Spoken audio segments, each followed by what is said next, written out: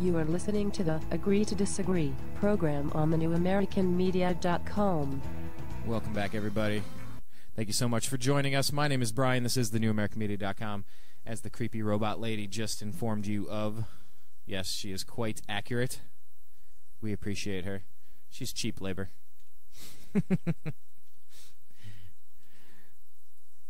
And you know, in today's economy, it's always good to keep a close eye on the bottom line. By the way, Bruce Irvin, defensive end from West Virginia, has been selected by the Seahawks at pick number 15.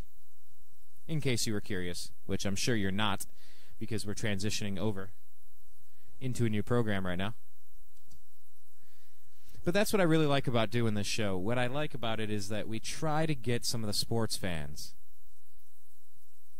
to consider politics. And we get some political people to consider sports. It's a little bit of back and forth.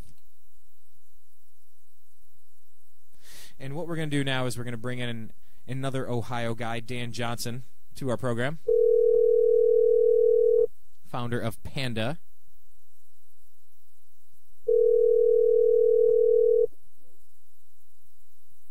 Hello? Dan Johnson, this is Brian with thenewamericanmedia.com. You are live, sir. How are you doing today? Excellent. And yourself, sir? I'm living the dream. Thank you very much. I appreciate having you on the program. You know what? This is the part of the show where I like to just open it up. I like to kind of let everybody know, how did you find us? How did we set the show up? Because part of thenewamericanmedia.com is encouraging all the listeners to participate. You know, you could sit on the sidelines and watch the so-called experts tell you about the NFL draft or about politics, but some people just have to get involved, and you just got involved. So how did you find us, and tell us a little bit about PANDA? All right, so I found the New American Media actually via Twitter. I was looking for people who were talking about the NDAA and liberty-related things, and found you guys via Twitter. So social networking, email, social media is really kind of the crux of the liberty movement, and that's how I've found many people who are on the same side. Now, why do you think that social media is playing such a key role in the liberty movement, as you called it? Number one, I know I just asked you that question, but define the liberty movement and then tell me why you think that social media and online presence is so important for the liberty movement. The liberty movement is basically people getting together and saying, all right, the government's too big. They're too encroaching on our liberties. They're taking away civil liberties left and right. They're taking away internet rights. They're taking away all of these things. And the liberty movement says, okay, enough. The government is no longer going to get bigger and bigger and bigger. It should be a little bit smaller. And social media is crucial to the liberty movement because back when we started this nation, when a law was passed, no one knew about it. No one knew. Now, thank goodness they were honest, very honest people back then, since they'd just been through a revolution. But no one knew about this, and no one had really heard about any laws. So social media is crucial for spreading word on laws that the government passes and spreading word on government action. And that would never happen without social media, without email, without several other things.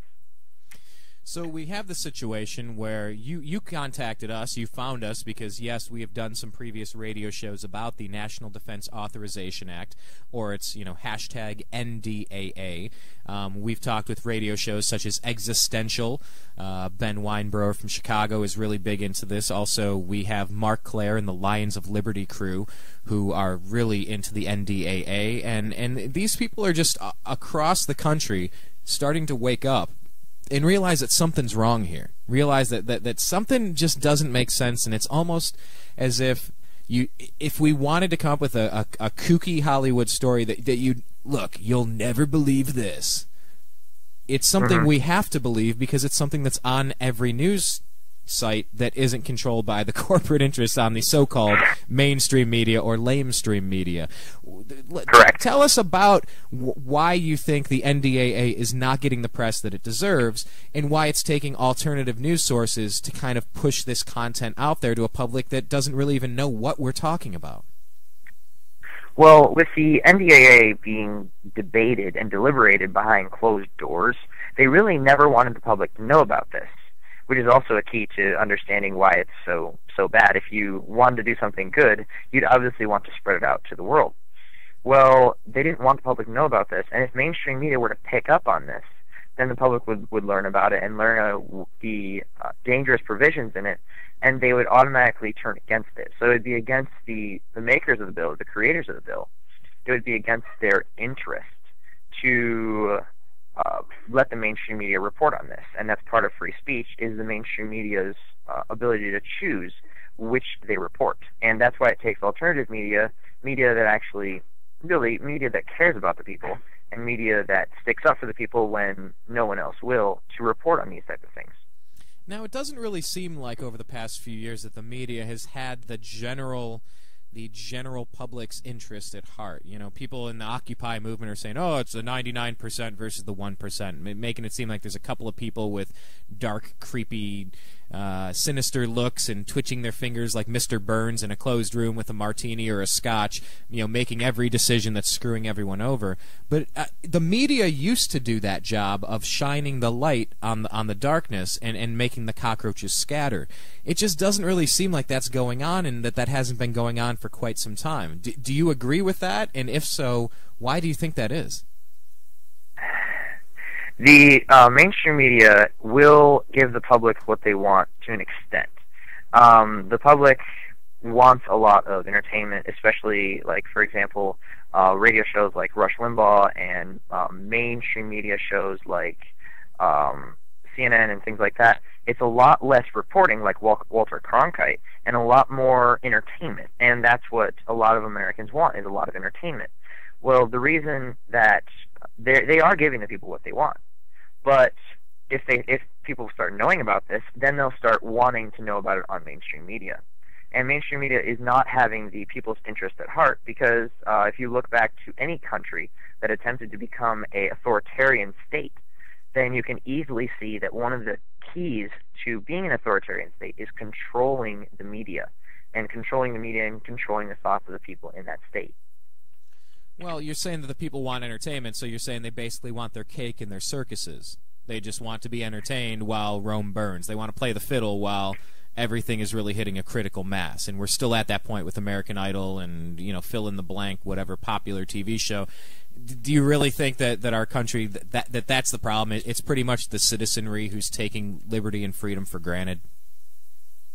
It is, and when you've had something so long, it's hard not to take it for granted. And freedom and liberty have been in America for so long that people automatically expect them to be there. And when they start disappearing, they don't notice as well because they're distracted. And they want to be distracted by a lot of this entertainment. They want to distract people, and a key part of that is because politics is intentionally made boring. If people are disinterested in politics, then they're apathetic, and that gives the leaders basically free rein to do what they want. So politics being made boring means entertainment is fun, and people usually want to do things that are fun over things that are boring. I'm sorry, Dan. I lost you there. What were you saying? I was just watching that Quentin Coples was selected from defensive end with the New York Jets from North Carolina. He's 6'6", 284 pounds. Isn't that way more interesting than, I don't know, being grabbed and black bagged and stolen and kidnapped by your own federal government with the National Defense Authorization Act? Isn't Quentin Coples' selection at number 16 from the Jets way more important? Because I totally lost what you were saying there. I was distracted, sir. And it's not way more important, and that's one of the keys to the liberty movement, is making politics cool again. And Ron Paul has done, in his campaign, has done an excellent job with this. He's made it cool. He's had loud music at these conferences. And he gets people young and old. But politics made cool again gets people interested in the politics without it having to actually affect them. Many people who are seriously involved in politics and in the political arena have had a major effect. Either they lost their business, they lost their job because of it, or something of the sort, where it made them get into it. Whereas if you make something cool, make something fun, then people are going to be more apt to listen in and more apt to pay attention. It's just like at work. If you make work fun, people are more likely to do it.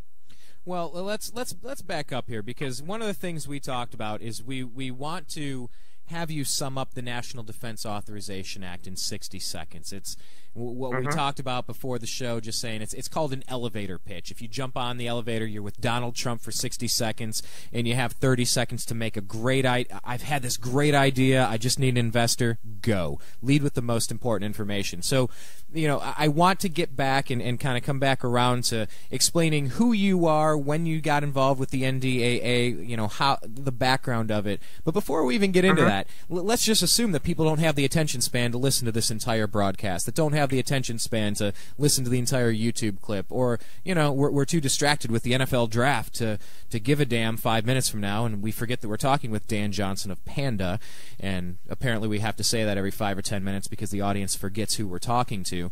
So let's give that elevator pitch to anyone out there listening, and I see that the live connections, we have, you know, an audience out there listening. Talk to them. It'll be an unofficial 60 seconds. I don't have my stopwatch on me. But in a few sentences, sum it up with the most important things. What is the NDAA? Why should people care? What's wrong with it? And what do we do to fix it? You're on the clock just like they are in the NFL draft. Go. NDAA stands for the National Defense Authorization Act. It's been passed for about 48 years. It's a bill that usually authorizes funding for the military. It remains really harmless until the new counterterrorism provisions, 1021 and 1022. In one sentence, they allow the government to arrest American citizens without charge or trial. It was signed on New Year's Day. What a way to bring in the new year. The president vowed to veto it, but did not. And all the corrections proposed so far, besides Ron Paul's bill, are just smoke and mirrors. Wow. Now that was good. I think you have a little bit of time to spare. That was very nice. But one of the things that the opposition, you know, there are people saying the NDAA is not a big deal. Okay, so you kind of laid it out there and what the problem is, but you're going to have people that are opposing that point of view and say, well, look, the NDAA provision to detain people, to grab them off the street and hold them indefinitely without trial on an accusation indefinitely, that doesn't apply to U.S. citizens, so don't worry, nothing to see here, move along, good sir. That's what some of the opposition is going to try to tell the American public, and for the sake of argument, say that I'm the opposition right now. Respond to me saying, come on, Dan, this doesn't matter to you. It doesn't matter to the NewAmericanMedia.com listeners. It doesn't matter to the Panda followers on Twitter and Facebook and all the stuff that you're doing. It doesn't matter because it's not about American citizens. Respond to that, because I've heard that. Right. And I'll present a very solid argument that has been brought forth by the ACLU, the American Civil Liberties Union, Amnesty International, a core human rights group, and even all the way, that's the left side of the spectrum, go to the right side of the spectrum, you have Oath Keepers and the Patriot Coalition, bipartisanly, and there's what they're saying, and it's very simple, actually. Under Section 1021B, covered persons, this is the first way it applies to American citizens. It says, a person, in B2, it says a person is part of substantially supported Al-Qaeda, the Taliban, or associated forces that are engaged in hostilities against the United States or its coalition partners. And here's the key, including any person who has committed a belligerent act. But belligerent act is not defined, and belligerent act is an act of hostility or an act of anger toward a country, and the United States government continues to define a belligerent act as an act of terrorism. So basically, protesting is now a low-level act of terrorism, and etc. And that's just the first point. If you go into it was an amendment added by Dianne Feinstein, and what it's supposed to do, or supposedly does, is basically gets rid of it doesn't apply to American citizens and etc. Well, it says under 1, United States citizens, this is 1022 section, or part A, it says the requirement to detain a person in military custody under this section does not extend to citizens of the United States. It's very easy to debunk this with a simple analogy. If I hand you a raw chicken, Brian, yes, and I say, Brian, you are not required to cook this raw chicken. The requirement does not exist. You are not required to cook this raw chicken. And you have to give it back to me. I may end up with the chicken back in my hands, cooked, breaded, and buttered. Thank you. But if I say you are prohibited from cooking that raw chicken when I want it back, then I better get that chicken back raw. The requirement does not exist, but the option most definitely does. And that is how it applies to United States citizens, and that's 2 sections and just 2 points of that. Huh. You know, let's... Now you got me thinking about chicken and realizing that I'm really hungry. Thanks a lot for nothing. But this is a good point for me to take a kind of go backward now, because I wanted to address that and kind of bring it back around, because you said that the government repeatedly defines the characteristics of belligerence to therefore mean XYZ. And everything's about the definition. If you can control the definition, the meaning of the word, and if you can scare people enough to give away their liberty for protection, which, as Jesse Ventura and Benjamin Franklin both say, as well as many hundreds of thousands of other brilliant people, it never works and it's always a bad idea. I was often described as a belligerent. And oftentimes, and maybe still so, but oftentimes in college at Bowling Green State University, I was I was described as a belligerent. I want to get to your story as a person, and why you started PANDA and what PANDA's trying to accomplish. We're going to get back to the nuts and bolts of this here, but I want to kind of keep it moving so people don't get lulled into all of the nuts and bolts to the point where they zone out, and get back to the fact that Dre Kirkpatrick, a cornerback, was selected by the Bengals at pick number 17, because we know how easily distracted we can be. Tell us about what you're doing over at Bowling Green and why you started PANDA out of all the other hundreds of things you could be doing up there in Northwest Ohio. And, yeah, for sure. This easily highlights, again, what I talked about before, how social media is crucial to the liberty movement. I actually was using StumbleUpon, which is basically, for those of us who don't know, it's a random link generator.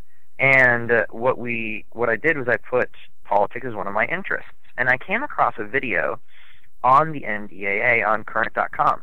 And it was talking about, from several different right and left sources, that the NDAA, it basically said, senators betrayed you today. And I was looking at it, and I watched that video probably 10 times, looking over going, this can't be happening. So I spent about a month from late November to late December researching the NDAA and finding out what it is and the legal language and the different arguments behind it. And my first action toward it was created a video called the NDAA America, Welcome to Martial Law. And that's also on the About Us section on our website. And what is that from website then on, again? I basically took whatever I knew about it and just started talking to people about it. Just started connecting with people who knew more than I did and talking to them, and connecting people who knew less than I did and sharing what I knew. I activated a long dead Twitter account. That's a second opinion on Twitter, and started tweeting about the NDAA, connected with different people, and started learning about it. From then, I go to college here at Bowling Green State University, and I just started to talk to people about it, say, hey, would you like to do anything about it? And again, through social media, through Twitter, I connected with the Rhode Island Liberty Coalition, who drafted a law that nullifies the detention provisions of the NDAA in your city or your state. So what I made my next goal from January 9th at the start of the semester to February 21st was gathering enough people to go down to march to City Council, introduce a law to stop NDAA and stop the ridiculous encroachment of our liberties here. Eventually, February 21st, our big day, we brought 25 people to City Council, and the law, they rejected it, but it was the start of something great. We've held protests on campus. The movement itself is now in, I can't even keep track of the number of states. We just opened up in 3 states recently: Rhode Island, Arizona, and Connecticut. And it's growing so fast that I'm so honored to be in the battle with such patriots that are against this indefinite detention and saving our civil liberties. And we've gotten to the point where we have over 30 supporting organizations, and several backstage organizations that have said, hey, we'll support you on a case-by-case basis, or we'll support you here and there. And we're going to be mobilizing sometime late in May, and basically ready to move on from there. Well, Dan, this is a good opportunity to tell everybody about where they can find your website and what they're going to find when they get there. All right, so our website is peopleagainstndaa.com. That's www.peopleagainstndaa.com. And a lot of the things you'll find on there are really helpful if you're, for example, explaining the NDAA to someone who has no idea what it is. We have our More Info and Resources pages, which basically outline in videos, resources, and anything else that people would need, anything that you know about the NDAA, including a legal analysis for anyone who's a bit skeptical about what we're saying. It also includes some beats so you can rock out to some liberty music as you're kind of moving along wherever you're going. And then we have legislation. This is a crucial part. We have legislation where people can download this, modify it to their city, and introduce this to city council and say, hey, we're your voters. We voted you in, and we'd like you to stop this bill.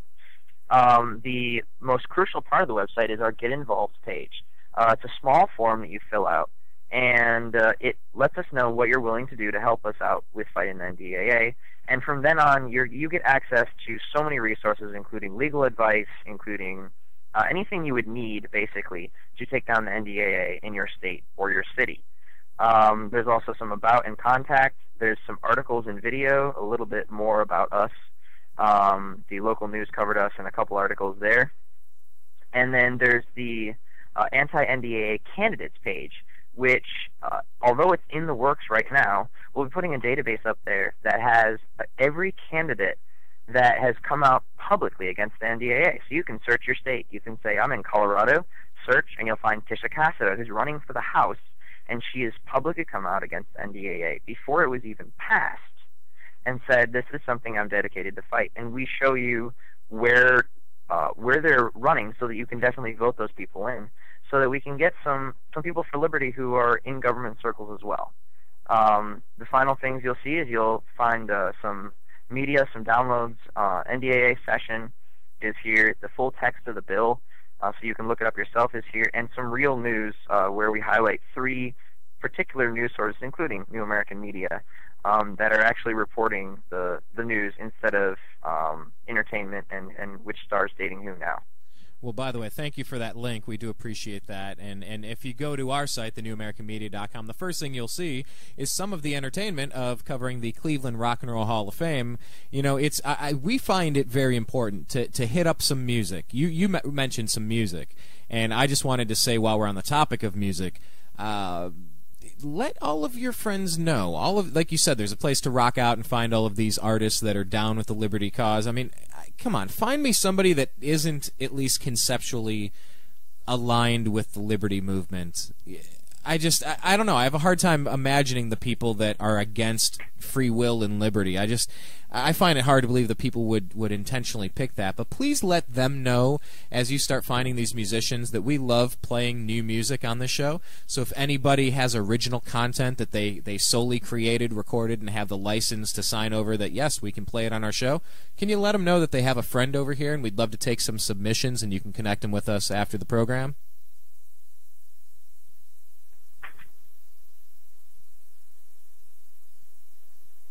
Still there, Dan? Yep, I'm still here. And, yeah, I can definitely do that. There's one person I want to highlight while I'm on here. It's John Kokalis Music Productions.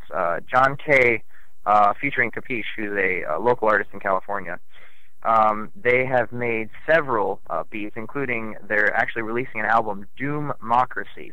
That's D-O-O-M, D-O-O, Mocracy. And they highlight a lot of the different aspects, ending the Federal Reserve and what the founders would have done, and things like that, in some really high-quality hip-hop music. and they've been doing a really good job, and that's a good source of some music to rock out to that has a good cause, a good purpose. Well, Dan, we're up against a commercial break. We could either wrap it up here, or we can stick around for the second half of the program, and we can get into some of the questions that came back as you sent out some of these, and we can get into some of that. You know, the Federal Reserve, how does that tie into the Liberty Movement, and how does that connect with the NDAA? Do you want to stick around for another segment? That sounds good. All right, perfect. Well, here's what we're going to do. We're going to hit up our commercials. Your mic is still going to be live, so just go ahead and stay calm, cool, collected, and mostly importantly, silent. And we're going to run a couple commercials. We're going to be right back. We're talking with Dan Johnson, founder of PANDA, the People Against the National Authorization... I'm sorry. Let's make sure we say this right. People Against the National Defense Act. And that is what Dan is working on at PANDA. We encourage you to check it out. We're going to be right back after this quick commercial break here on the NewAmericanMedia.com's Agree to Disagree program. You are listening to the Agree to Disagree program on the NewAmericanMedia.com.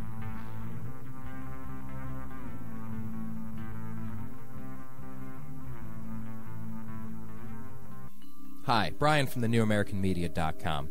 Last year I had this idea. I wanted to start a website of my own, not just something, a presence on Twitter, a presence on Facebook, and have a thing. I wanted a website. I wanted a home base for all of the ideas and things I'm interested in. I wanted live radio. I wanted to communicate with the globe. I was tired of being spoon-fed dogma by corporate interests and just, here, believe this, believe this. I said, no, I think there's something underneath the surface, but I didn't know how to do it. So I contacted Ted Distel of DistelDesign.com. Ted walked us through the process of, okay, you want videos, you want to do quotes of the day, you want to have a spiritual section, you want to have a 1984 watch where government's intruding and private corporations are intruding into your privacy. Yeah, those are the things that I was interested in. Ted walked me through the process. We built thenewamericanmedia.com, and I encourage you to go online and take a look at our site. That's what he's capable of. Please, if you have an idea, go to disteldesign.com. That's DISTEL design.com. Have you ever considered adopting a pet to be part of your family? Our animal companions can be just as close to us as our human companions. If you're considering adoption, please visit your local shelter and adopt a pet today. Shelter pets make the best pets. Follow the NewAmericanMedia.com on Twitter at American_media_.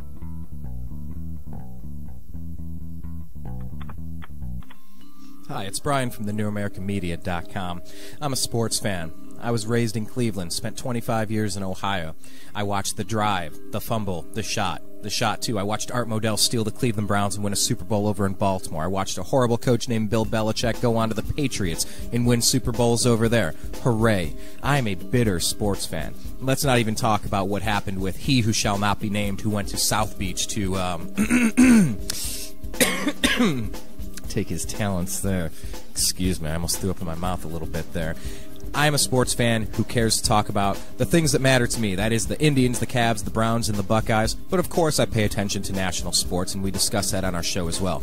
That's why we have The Unhappy Hour every single Friday at 3:30 p.m. Pacific. Sit down, have a drink. It's the end of a long work week, and we can all get together and talk about the unhappy times that we've had as sports fans. We've all had them. We've had ups and downs, but as Cleveland fans, we only have downs. Join us. You are listening to the Agree to Disagree program on the NewAmericanMedia.com. You are listening to the Agree to Disagree program on the NewAmericanMedia.com.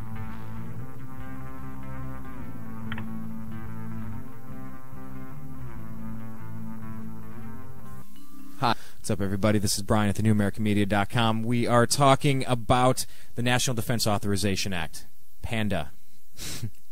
People Against the National Defense Act. So it's called the NDAA. We're live with Dan Johnson, who has decided to devote... Dan, how much time are you devoting every week to this project, by the way? Personally, I devote about 100 hours a week to PANDA. How do you find that time? How in the world do you find the time for this? And how do you pay your bills when you can't work to pay your bills doing something that is so important, trying to defend freedom and liberty? How does it work? Do you have a site on your page where you ask for donations? Where if it's like if someone wants to help contribute or donate to your cause, do you do anything like that? Because That's a lot of time to be spending on a cause like this that we could all benefit from. Yeah, there is a donate page on our website. I don't like to make my main source of any money the Liberty Movement. Just about all the money, and actually, as of right now, we are saying it as every single penny that you put on the donate page goes straight to the NDAA. I take not a single penny from that. I have a part-time job now that I'm working with, and yes, I get a lot less sleep. But it's the passion, it's the adrenaline, it's the passion that keeps me going for this, because I don't want to see America turn into join the likes of states like Syria or China or North Korea. All of them have indefinite detention, and America, the freedom bastion of the Western Hemisphere and the world, actually. I don't want to see, don't want to bring my children, the future generation, into a world where the government can arrest anyone for speaking their mind, or can arrest people for being a part of a group that speaks their mind. Now, there's a lot of people out there in the country that are going to say, that could never happen here. This is America. That could never happen in America. This is land of the free, home of the brave, and the land of the Burger King Whopper and the McDonald's Big Mac. That could never happen here. Talk to those people that don't understand that when you make a Syria comparison, that stuff could really occur here if we're not vigilant, eternally vigilant. Talk to the person that just doesn't believe you. Because we talked about the opposition before saying, the NDAA doesn't apply to U.S. citizens, which we know is false. Talk to the person that says, why should I care? That'll never happen here. Right, and completely understandable, and definitely not to force views on anyone. Anything I say can be fact-checked and documented online. Google the NDAA, find links on that, etc. But looking at how this could never happen here, need to look at a series of events that brought us to this point. Starting with September 11th, 2001. We know this as the big terrorist attacks in New York. And the motto in Congress seemed to be then, never miss taking advantage of a good crisis. Right. So immediately afterward, they passed the Patriot Act, a very interesting name for a bill that for the first time in history allowed the government to spy on the private communications of American citizens in order to combat terrorism. Now, they're attempting to combat an idea with a law, but that's an argument for another day. Moving on from the Patriot Act, in 2007 you had the John Werner National Defense Authorization Act. This isn't a horrible NDAA like this one is, but they snuck a provision in that one that creates a military to operate in the United States. It creates a separate unit to operate in the United States. As you know, the doctrine of Pars Comitatus, the military cannot operate in the United States, but the John Werner National Defense Act creates a unit that can do that and trains them in night vision, or buying a lot of night vision equipment for them and training them in tactics for crowd control and etc. Dan, let me jump in right there, because I don't know if you were aware or if any of the other listeners were paying attention, but we had a major training exercise. This had to have been within the past 3 months. I don't recall the exact date, but it was members of the U.S. military trained with the LAPD in crowd control, and we went down to the Occupy LA rally, the very first one in October when everything was starting to hit the fan.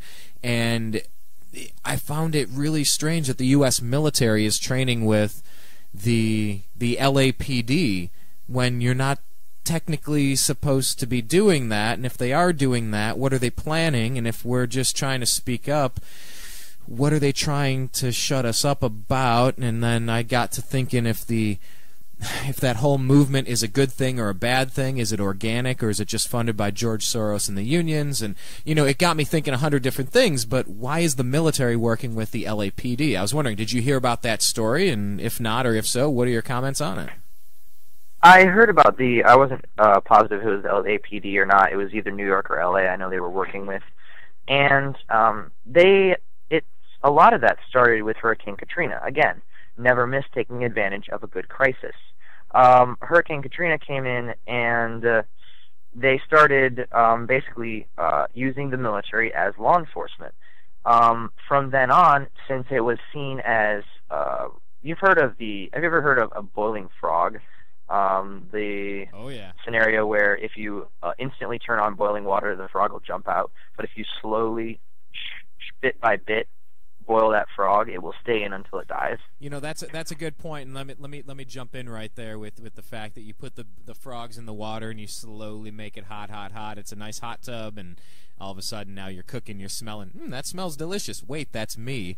You know, there's. We had an opportunity to see an event with Henry Waxman.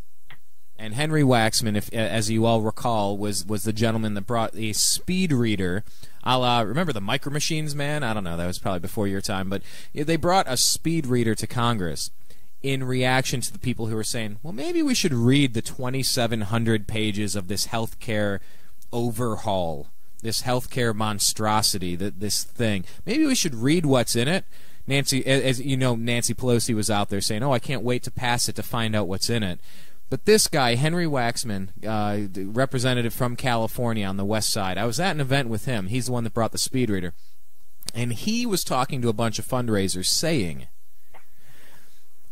this is the culmination of our 100-year plan. Net neutrality is the culmination of our 100-year progressive plan. He was telling all of his high-money, high-rolling Los Angeles area donors, this is the culmination of our 100-year plan. And I just got news that SOPA passed today. Did you hear about that, sir?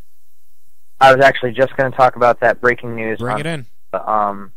It just, literally just passed in a last-minute vote in the House.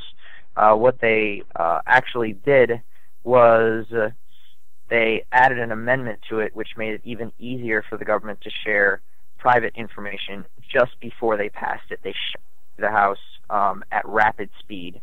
And at this point, it's up to the Senate to stop SOPA, or not SOPA, CISPA in its tracks. And not only that, not long ago, ACTA actually passed in most of Europe. So you have this worldwide assault on civil liberties, and especially liberties on the Internet. So let's ask this question. Let's go further down the rabbit hole. We're talking with Dan Johnson of PANDA about the National Defense Authorization Act as well as any other monstrosity that's stripping your civil liberties. What is a people supposed to do when the elected officials that are supposed to protect and defend the Constitution of the United States of America are doing things that are illegal, that are against the Bill of Rights, that are against the Constitution, when the elected officials have either been bought or sold or tricked or manipulated, whatever it is? What recourse do we have to get ourselves back on the right track short of really bad stuff? What option do we have here? Because it really seems intentional at this point. This cannot be accidental that all of these things are occurring at the same time and actually speeding up. It doesn't seem accidental to me. What are we supposed to do, and am I reading this the right way? Yeah, I made a joke one time that the current administration seems to be trying to set the record to install an authoritarian state in 1 year. What we're looking at right here is, yes, and it's definitely intentional. Now, what we can do about it, and it's really simple, actually. When you look at a government, and when people talk about how the government is corrupt, they're often talking about the national government, and it's true. The national government is very corrupt. For example, the Ohio Senator Rob Portman, representing Lucas County in Toledo, he actually got paid $275,000 to sign the NDAA by a company that got night vision contracts not long after that. Moving on from there, local officials and local sheriffs and county sheriffs actually have a lot of jurisdiction and the ability to, as independent entities, basically disobey federal law. Now, the point here is talking to local people and making it a grassroots movement, because eventually Congress, eventually the executive branch, eventually the judiciary has to listen. If a grassroots movement, a groundswell of people comes up and says, all right, this is enough. We're going to start legislating and we're going to start overruling your laws here because they're not going to work. And that is how the public gets involved, is grassroots. And the basic thing, inform people about this. Out of the 500 or so people I've talked to about this, maybe 10 who have actually had a conversation with or actually even chatted with have supported it. The main support is coming out of Washington. Now, if you get people together and you create a grassroots movement, a true grassroots movement, you can turn back things like this. And it all starts with connecting with someone like PANDA or someone like the Bill Rights Defense Committee and helping them out and seeing what you can do. And everyone can do something, even like an hour every 2 weeks. Really helps out the liberty movement. And that's also kind of what our Get Involved page does. It connects you where you best fit so that the liberty movement can continue from a grassroots perspective. Okay, well, there was another topic that you and I had been talking about, and it was the Presidential Policy Directive. Can you explain the difference to somebody that doesn't know anything about the NDAA other than they're supposed to believe it's bad? What's the difference between 1022 and 1021? Okay.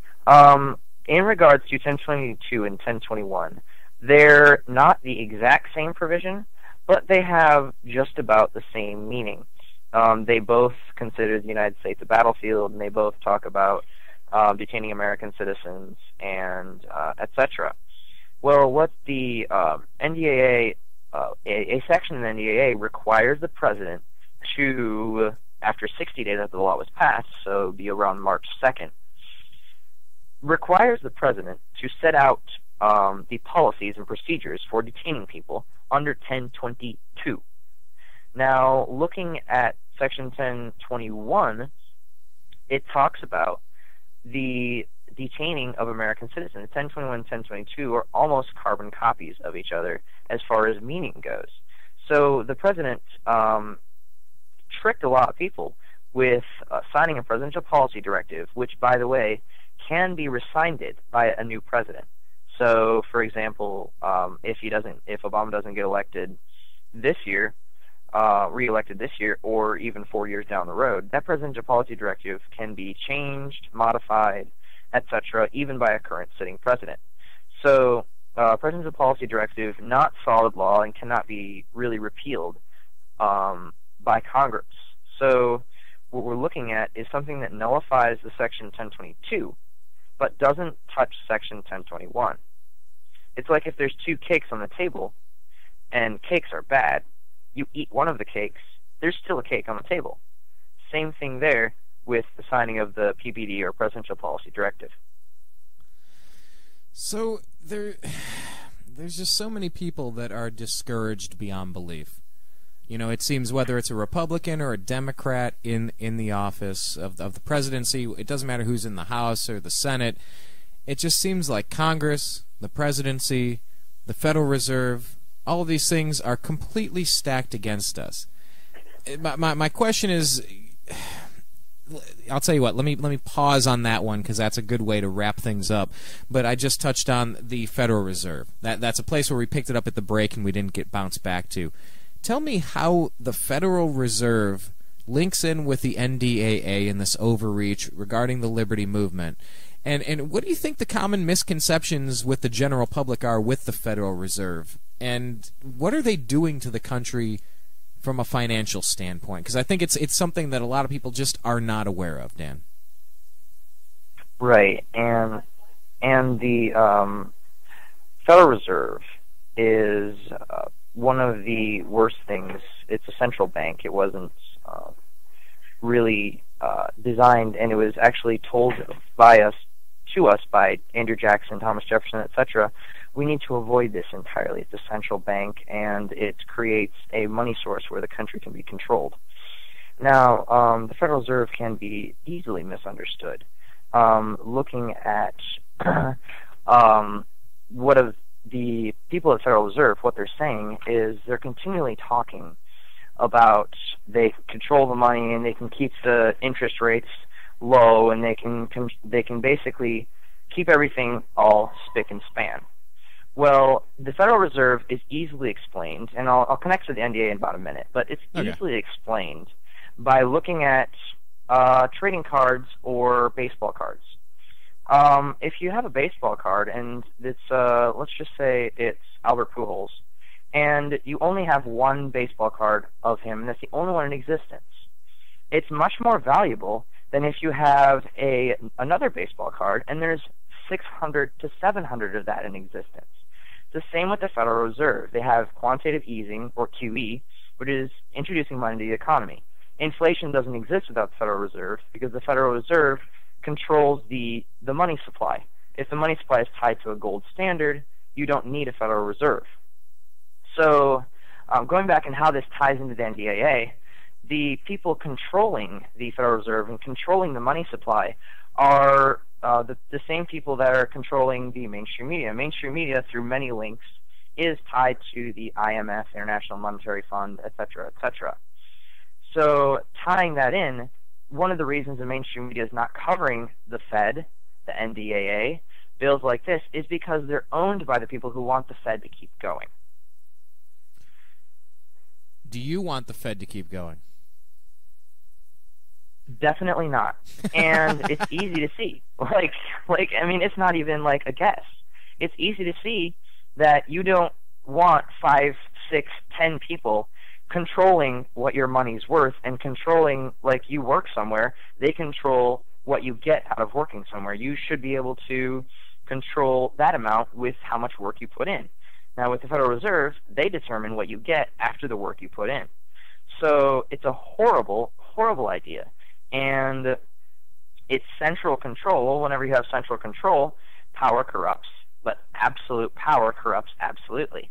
And having central control like that, it eventually hurts the country because the people running the Fed are not going to act always in the country's best interest, and they're not often going to. The second point as to why that's a horrible idea is because things go down in value, and inflation is caused by having a Federal Reserve, by having someone control the money supply. Inflation, well, in general, is pretty bad. You just end up paying more for things. So going back, basically those 2 points are why the Federal Reserve is a horrible idea: inflation and the control of an entire country by like 10 people. Well, is that the reason why it's $50 to fill your gas tank and $200 for a few bags of decent groceries? Is it because the Federal Reserve just keeps running quantitative easing plans, QE1, QE2, and stuff that's so boring most of us just don't pay attention to, and we just say, well, that federal institution will handle it. They're the Federal Reserve. They have it under control. Is that what's happening? And yeah, that is kind of basically what's happening with the quantitative easing, and it's not necessarily, gas prices are a different story, and they would take a little bit longer to cover. You may want to cover it on a different segment. But the groceries, yes. The groceries are inflation, and inflation is caused by that Federal Reserve. Again, going back to the trading card example, if you used to be able to trade one Albert Pujols for $400 of groceries, and now the Federal Reserve puts another 75,000 Albert Pujols trading cards in the system, well, you can no longer buy $400 of groceries with one Albert Pujols. You have to have a couple hundred. So that's the simplest way to put it, and how the Federal Reserve hurts everyone. Okay, so in this election, obviously we have a lot of different choices. We're going to have in 2012 a lot of different directions to go as a country. But by the way, I've entered severe sarcasm mode. I'm a little distraught that the Cleveland Browns have selected quarterback Brandon Weeden from Oklahoma State, despite the fact that we needed an offensive tackle or a wide receiver. So I'm a little distraught with that. But, you know, we're going to have all these different options, different choices to select from, just like an NFL draft, right? Mitt Romney's very different from Barack Obama. Or are we going to get more of the same regardless of if either of these two candidates become the nominee and the eventual president? Is there any difference between the two, or do we have options here?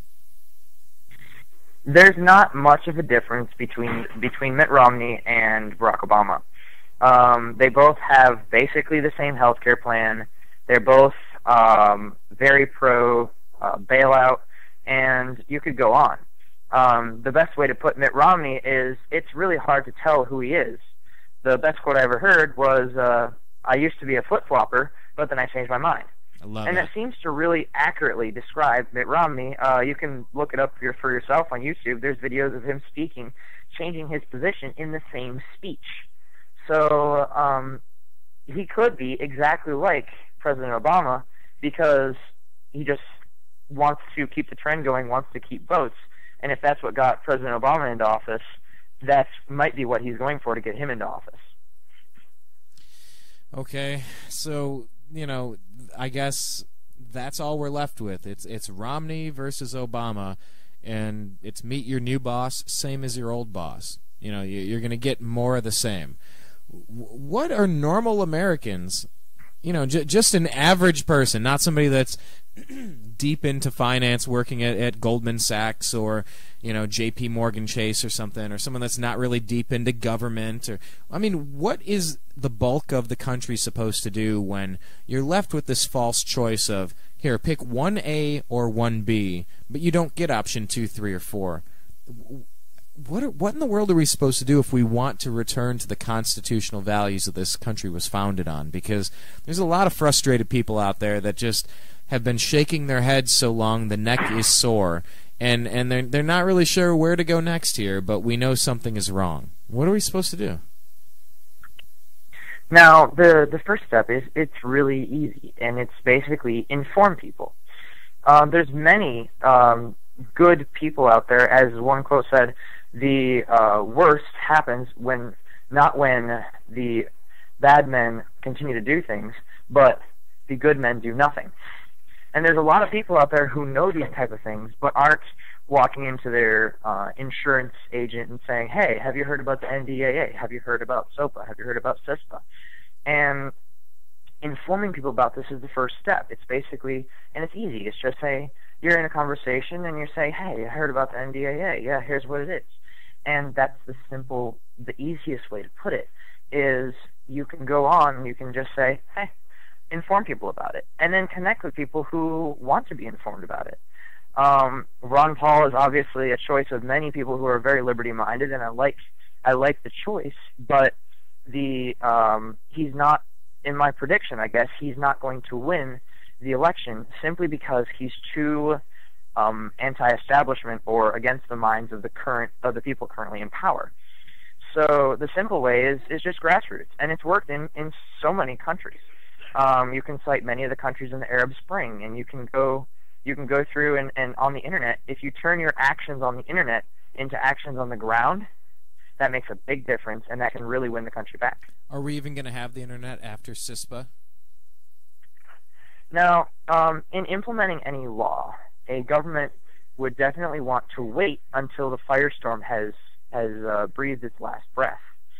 So we're not going to have too much CISPA censorship, I don't think, if a lot of people make a big funk about it, make a big firestorm about it, and then as soon as an incident happens where they use CISPA, fire that out across the entire internet, because that would be where CISPA is defeated, where they can't really use it, because as soon as they use it, there's public outrage. Outrage is the easiest way to change what the government is doing, what the government is thinking. Yeah, we'll definitely have an internet as long as people stay vigilant on this type of things like CISPA, SOPA, PIPA, and any other anti-free internet bill that comes across the table. Well, I'll tell you what, you're doing a good job illuminating the NDAA, and it's hard to get any more relevant than being black-bagged and kidnapped under a suspicion indefinitely without a trial as a United States citizen. It's very hard to get any worse than that. Now, as we move forward in the next few months, as we head toward an election, tell me the stuff that PANDA's going to be working on, and if somebody likes what you're saying and says, you know, something sounds wrong to me too, I want to get involved, kind of give us a little heads up as far as what PANDA is going to be working on the next few months and how people can connect with you. All right, before I get into that, I'd like to touch on one simple thing.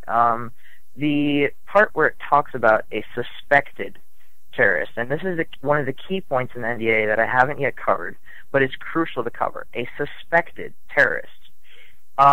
Jailing someone that is suspected is simply like me walking up to a random stranger on the street saying, hey, you smell funny and you look like a terrorist, and then 3 seconds later they're in a holding cell. It's without even a chance to voice their opinion, and that's what the NDAA does, because as we talked about, definitions are everything. Suspected terrorist is defined by the government as also someone who blames the government for their perceived problems. So, number one, according to the government, you have no problems, and number two, if you blame the government for them, you're a terrorist. And same thing with protesting, and I'd like to, just before I continue on to your question, I'd like to highlight a recent example in Lake Mary, Florida. There's a family in Lake Mary, Florida that was actually raided by the FBI under laws like the NDAA. I believe it was under the Military Commissions Act that they were raided. And their house, everything was taken in their house because they were a member, not because they did anything, but because they were simply a member of Sovereign Citizens, which is a group that advocates for no income tax. They still pay their taxes, but they advocate that there shouldn't be any. And that's an example of this being used. So the key distinction in the NDAA is suspected, and that is something that definitely has to be understood, that the government cannot tell who is a terrorist instantly. They have to put them through trial. And over 17 military generals said that they have to put them through trial. Former military generals, retired admirals, etc. So you have to put them through a civilian court.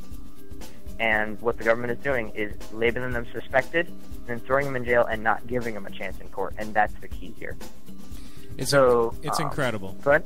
No, I'm just saying it's incredible. It's almost too much to take in. So if somebody out there wants to get more information, tell them again about your website and how they can get involved. Yeah, peopleagainstndaa.com. You can go on there and our Get Involved tab. Click on that. Fill out the forms. It's not too hard. Tell us, hey, I'm good at database design, or I know a few people, or something like that.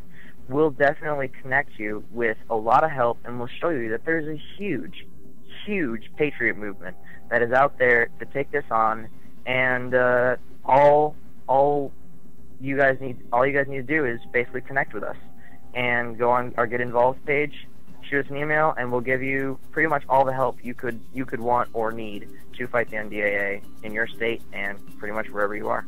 Well, that's very nice. We certainly appreciate the work that you're doing over at PANDA. We've been talking with Dan Johnson, founder of PANDA. That's People Against the National Defense Act.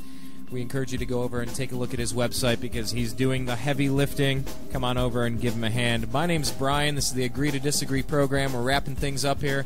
Yes, the Cleveland Browns just picked quarterback Brandon Weeden with their second first-round pick.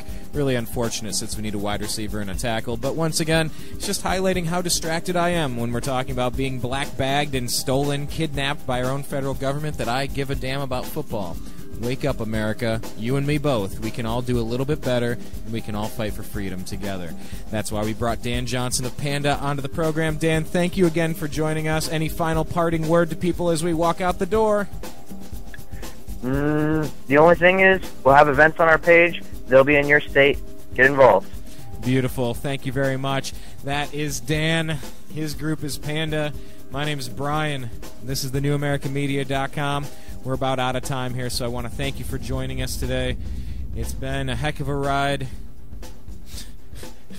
When your government's doing this and your favorite football team is doing this, what are you supposed to do? It's not like they're leaving us with many options. We do this every Friday. This was a special version of the show today on Thursday. We'll be back next Friday to do this again. Thank you so much for your time. Take care, everybody.